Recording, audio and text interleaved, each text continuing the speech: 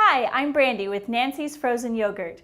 One of the secrets to making amazing frozen yogurt is having air in the mix. Air makes the yogurt smooth and creamy. Without air, the yogurt may come out icy and dense. There are two types of frozen yogurt machines, gravity-fed and pump or pressurized. Because gravity machines are more common, our instructions will focus on the gravity-fed machines. To get air into the mix using a gravity machine, you need to use an air tube, also known as a carburetor tube. The air tube may vary by model, but in most machines, it will look like this. It's a long, skinny tube with holes on either end. One end will insert into an opening in the hopper, and the other end will stick up into the air out of the mix.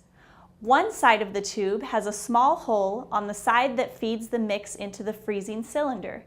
The air in the top of the tube that sticks out of the mix brings air in and combines it with the mix as it feeds into the freezing cylinder. For many machines, getting air in the product is as easy as inserting the air tube once the product is in the machine. But in some cases, you may need to reset the air. If the product is coming out dense, icy, and dark in color, that means there's not enough air in it. To reset the air, simply turn the air tube over so the intake hole for the mix is blocked. Then draw off 8 to 10 ounces of frozen yogurt, which you can pour back into the hopper as long as you're using a clean cup. Let the machine cycle off, which means the motor sound will stop, although the machine is still on. Then flip the air tube back over so the small feed hole is at the bottom.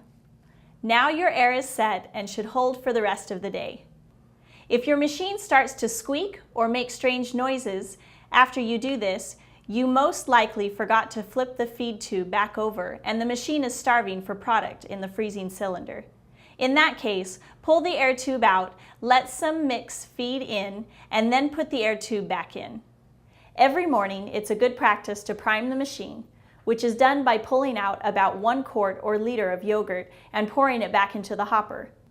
When putting fresh mix into the machine, you can pour the mix in and then immediately turn the machine on. Once the freezing cylinder is full, you will know because the bubbling in the hopper will stop.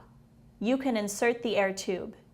If your machine doesn't have an air tube similar to this one, contact your machine representative and ask how to add air into the mix using their machine.